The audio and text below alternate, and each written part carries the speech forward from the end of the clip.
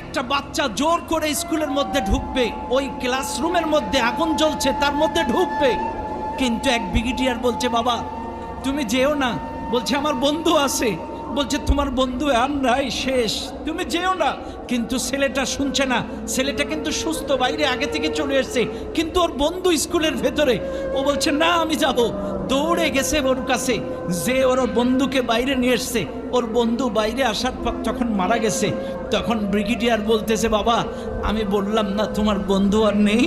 তখন বলছে স্যার আমি গেছিলাম যখন স্কুলের ভেতরে, আমার বন্ধু বেঁচে ছিল, আমার বন্ধু আমাকে দেখে মুস্কি হাসি দিয়ে বলছে বন্ধু আমার বিশ্বাস ছিল তুই আসবি, আমার বিশ্বাস ছিল তুই আসবি।